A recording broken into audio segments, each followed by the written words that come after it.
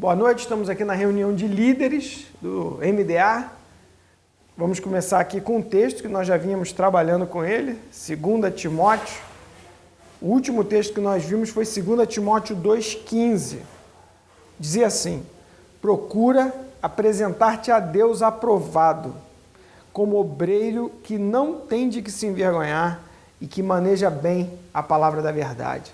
Nós tínhamos visto que esse manejo da palavra é como se fosse o uso de uma espada, que vai lá no fundo, que vai certeira, que divide certinho, como diz a definição da Bíblia de palavra, né? Que divide juntas e medulas, pensamentos e propósitos do coração, espírito e alma. No nosso último encontro, o que nós fizemos? Nós propusemos algumas questões comuns no meio da congregação, alguma bibliologia, por exemplo, por que eu devo confiar na Bíblia, por que eu sofro, se Deus é bom, por que há sofrimento no mundo, por que o mundo está do jeito que está. E por conta disso, nossos últimos encontros foram os próprios líderes respondendo a essas questões, cada um trazendo a sua resposta. Por que nós fizemos isso? Porque o líder, aquele que é um discipulador, aquele que é um líder de célula, ele precisa estar pronto para responder essas questões, porque elas vão aparecer, não tem como evitar. A pessoa vai chegar e vai te perguntar, mas vem cá, por que a Bíblia é um livro diferente dos outros? Eu li na Super Interessante, eu li não sei aonde, que a Bíblia é um livro normal, como outro qualquer. Por que eu devo empenhar a minha vida nas Escrituras, por exemplo? E essas perguntas acontecem o tempo todo. O que Paulo recomenda aqui? Procura apresentar-te a Deus aprovado, como obreiro que não tem de se envergonhar e que maneja bem a palavra da verdade. Você, como líder, você está manejando bem a palavra da verdade? Quando alguém chega para você com uma questão, você dá para ela uma resposta do tipo, eu acho, ou você diz, está escrito, como Jesus respondeu? É uma questão que você precisa estar atento. Então vamos continuar a leitura até o final do livro, até o final do capítulo 2. Diz assim, 2 Timóteo capítulo 2, versículo 16. Fala assim, evita igualmente os falatórios inúteis e profanos, pois os que dele usam passarão em iniquidade ainda maior, impiedade ainda maior. Além disso, a linguagem deles corrói como câncer, dentre os quais se incluem Himeneu e Fileto. Esses se desviaram da verdade, asseverando que a ressurreição já se realizou, estão pervertendo a fé de alguns. Entretanto, o firme fundamento de Deus permanece tendo este selo. O Senhor conhece aqueles que lhe pertencem. E tem mais. Aparte-se da injustiça todo aquele que professa o nome do Senhor. Paulo usa essa analogia, né? Ora, numa casa não há somente utensílios de ouro e prata, há também de madeira e de barro, alguns para a honra, outros, porém, para a desonra. Assim, pois, se alguém a si mesmo se purificar desses erros, quais erros? Os erros que ele acabou de falar lá em cima, que é não se envolver nessas conversas, nessas paixões da mocidade, nessas tentações da teologia, de quem estuda, de quem sabe. Ok? Então, se alguém a si mesmo se purificar desses erros, será utensílio de honra, santificado e útil ao seu possuidor, estando preparado para toda boa obra. E aí ele vai avante, ele diz, foge outro sim das paixões da mocidade. Sempre que eu li esse texto, eu falava, paixões da mocidade, balada, mulherada, orgia, drogas, mas não. Aqui, se você for ver bem, esse texto está inserido dentro de um contexto que fala que, no caso aqui, as paixões da mocidade seria a tentação do jovem pastor de se mostrar muito inteligente, de conseguir vencer um debate, de conseguir falar bem, de parecer aquele que conhece tudo e entrar em determinadas discussões que, segundo Paulo, geravam impiedade ainda maior, eram brigas de palavras, o que nós hoje conhecemos como debates, tá? Então Paulo fala, foge das paixões da mocidade, e aí ele faz a recomendação, né? Segue a justiça, a fé, o amor e a paz com os que de coração puro invocam o Senhor. E repele questões insensatas e absurdas, pois sabes que só engendram contendas. E agora eu vou ler o texto que vai ser a nossa reflexão de hoje. Diz assim, verso 24. Ora, é necessário, okay? É imperativo, é urgente, né? Que o servo do Senhor não viva a contender. O que é contender? Brigar, se desentender, se destemperar, se exaltar, brigar, ok? Ora, é necessário que o servo do Senhor não viva a contender, e sim deve ser o quê? Brando para com quem? Todos. Brando para com todos. Apto para instruir, paciente, disciplinando com mansidão os que se opõem, na expectativa de que Deus lhes conceda não só o arrependimento para conhecerem plenamente a verdade, mas também o retorno à sensatez, livrando-se eles dos laços do diabo, tendo sido feitos cativos por ele para cumprirem a sua vontade. Pode entrar, Flávio. Tome assento, por favor. É 1 Timóteo 2, 24, 25 e 26.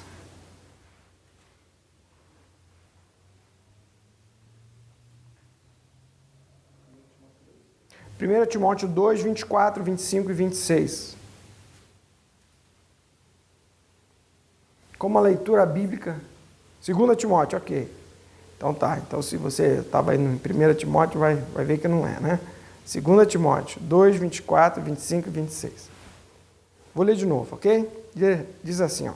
Ora, é necessário, é imperativo, é fundamental, não é opcional, que o servo do Senhor não viva a contender. Então, o perfil que Paulo monta aqui é de um servo do Senhor que não é nervosinho, que não é estourado, ok? Não é brigão, ok? É necessário que o servo do Senhor não viva a contender, e sim deve ser brando. Olha só, deve ser brando. Aí você fala, não, ele deve ser brando para com aquelas pessoas que são razoáveis. Ele deve ser brando com aquele discípulo que é bom. Ele deve ser brando com aquela pessoa que tem consideração, que faz o que se pede, que é... Não, não é, né? Deve ser brando para com todos. Todos. Não somente ser brando, mas ser apto para instruir. Ele tem que saber como instruir. Isso a gente viu ali em cima, né? Quando a gente estava vendo o versículo que começamos, né? Procura apresentar-te a Deus como obreiro, né? Procura apresentar-te a Deus aprovado, e no final ele diz que maneja bem a palavra da verdade. Então aqui ele fala mais ou menos a mesma coisa, apto para instruir. Não sei se já aconteceu com você, mas eu já vi gente que não sabe, ao invés de dizer, irmão, eu não sei isso, eu tenho que pesquisar, tenho que ver, ele fica nervoso, disfarça, inverte o jogo, não responde e ainda dá um vexame, né? Então tem que ser brando para com todos, apto para instruir, paciente. Ai, acho que só de falar isso me dá uma impaciência, rapaz. Paciente, né? Quantas vezes você tem que falar a mesma coisa para aquele discípulo? Hã? Quantas vezes? Quantas vezes a pessoa vai chegar com o mesmo problema? Eu conheço alguns que costumam atribuir o problema do casamento ao outro, ao cônjuge. Então, o quadro é repetido. Chega, faz e começa a se queixar do outro. Começa a se queixar. As queixas eu já conheço de cor, já sei todas. Tá. E teve um dia que eu falei, querido, eu acho que a nossa conversa não vai funcionar. Vamos combinar o seguinte. Faz uma lista para mim dos seus problemas. O que você precisa mudar, porque a gente não pode mudar o seu cônjuge, a gente só pode mudar você que está no aconselhamento, você que está no discipular. Aquela pessoa ficou um pouco triste, ok? Por quê? Tem que falar as mesmas coisas. Você fala e repete e fala de novo. Então você tem que ser o quê? Paciente. Sabe por que a gente tem que ser paciente? Porque Deus é paciente com a gente. Ok? Quantas vezes você foi confessar o mesmo pecado para Deus? Quantas vezes? Aquele, esse. Quantas vezes você chegou para Deus e falou, Deus, fiz de novo. Deus, não consegui segurar minha língua. Deus, olhei para onde eu não devia.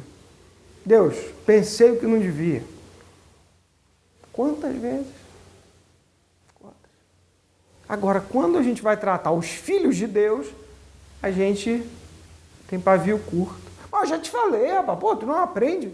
Mas Deus não fala assim com a gente. Por que a gente fala assim com os filhos dele?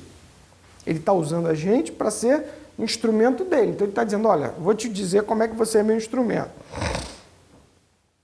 Brando para com todos, apto para instruir, paciente, na sua versão de sofredor, revista corrigida, não é isso? Apto para instruir, sofredor. Disciplinando, o que diz a sua? Disciplinando? Instruindo. É aquela palavra que quer dizer ensino, disciplina. Só que não é só um ensino verbal, entendeu? Ela tem um conjunto que vem, né? É um ensino que você traz, é a pergunta que você desafia, é o dever de casa, é o exemplo que você dá, né?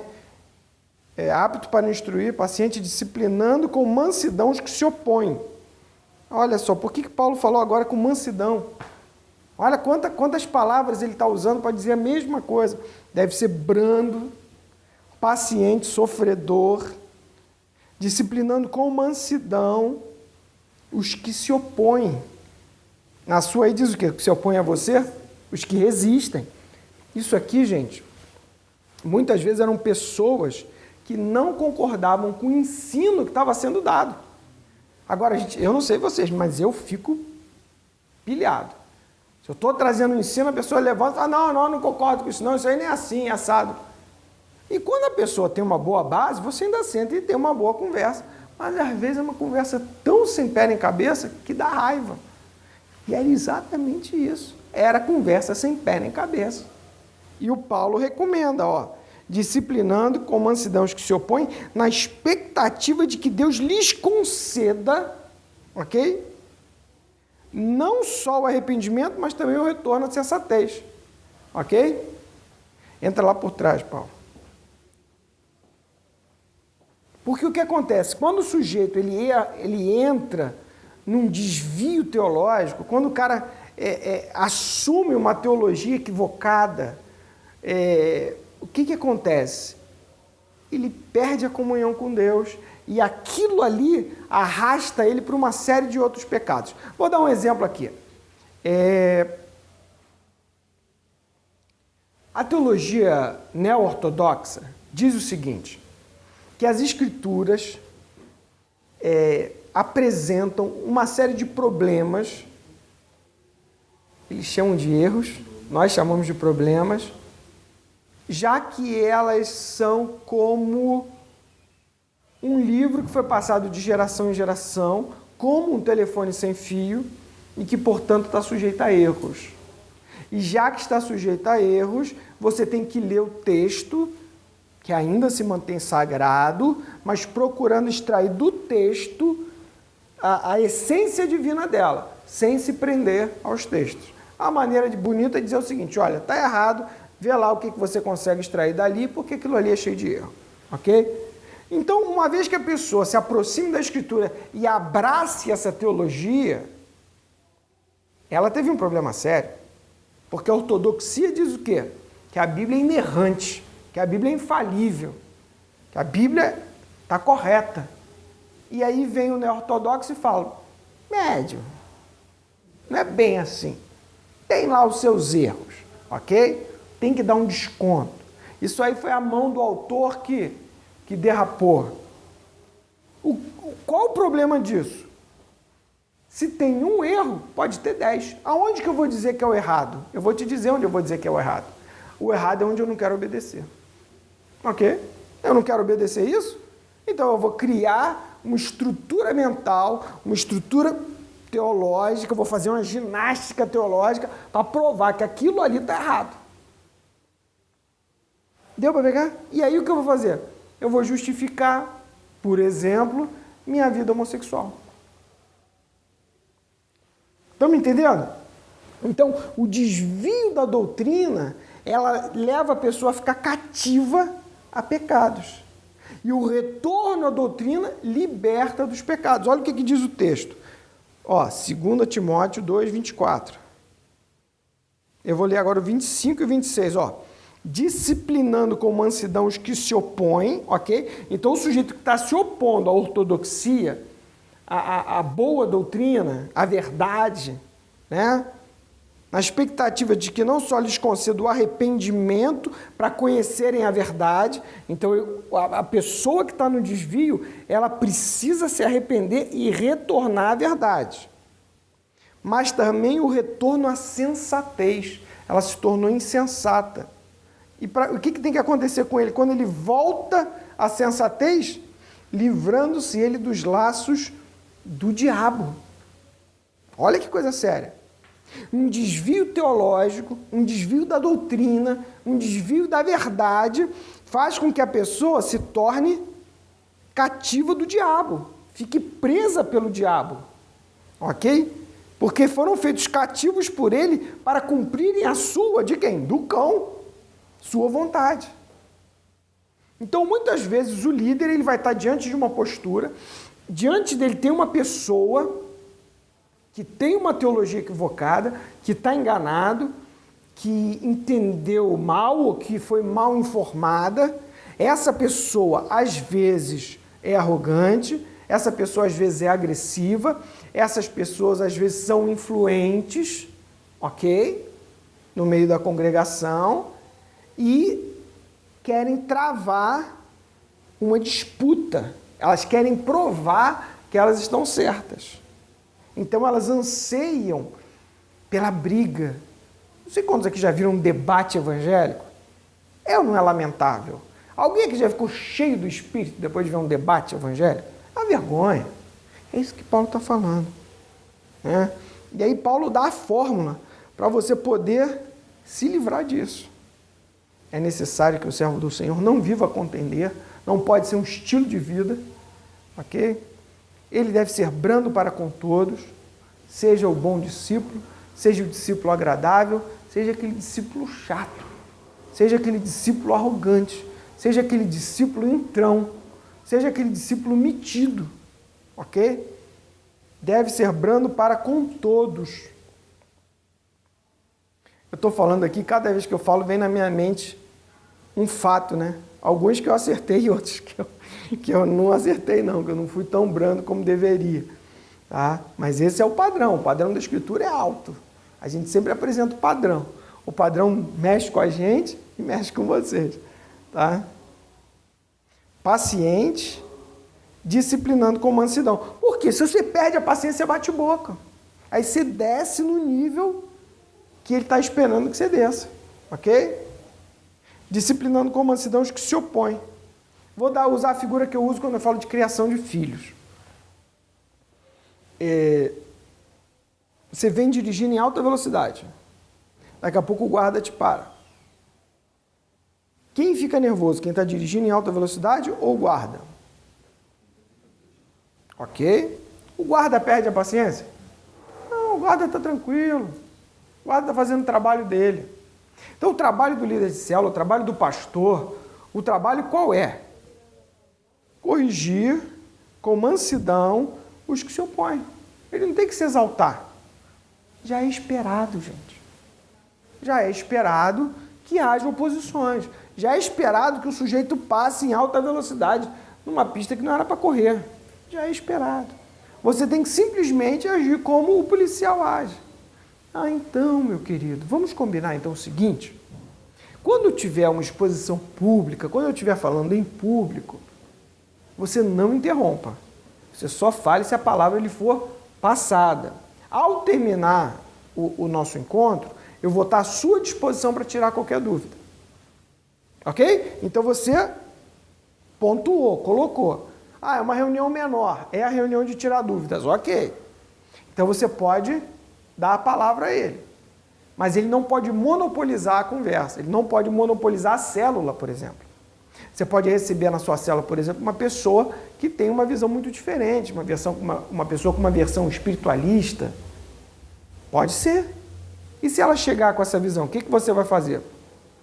Vai permitir que ela fale, ok, não vai bater de frente, vai tomar a palavra, se necessário, vai abrir para outras pessoas falarem, porque talvez as outras pessoas tragam a resposta que ela precisa, não precisa vir de você, então você não vai massacrar, a resposta vai vir no próprio grupo, na célula, e se não vier a resposta, você fala o oposto do que ela falou, sem dizer, não, você está falando errado, e não é nada disso, você não fala isso.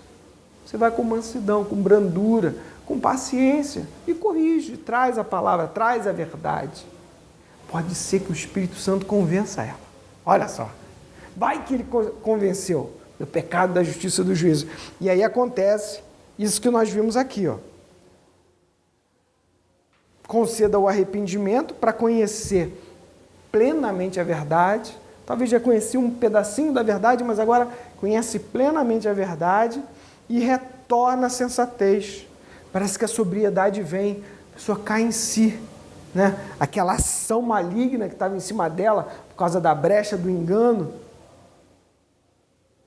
vai embora e ela fica solta para fazer o quê? Para obedecer a Deus, para viver uma vida de santidade. E essa é a fórmula, é dessa maneira que o Senhor tem nos desafiado. Então nós terminamos aí o capítulo 2 de 2 de Timóteo, segunda carta de Paulo a Timóteo. E eu quero só ler o 2 Timóteo 4, que é o nosso, se eu não me engano, 4:5 ou 4:15. Não, 4:5. 2 Timóteo 4:5, que temos lido como resumo do livro. Tu, porém, sê sóbrio em todas as coisas, suporta as aflições, faz um trabalho de um evangelista, cumpre cabalmente o teu ministério. Ok? Boa noite, até a próxima.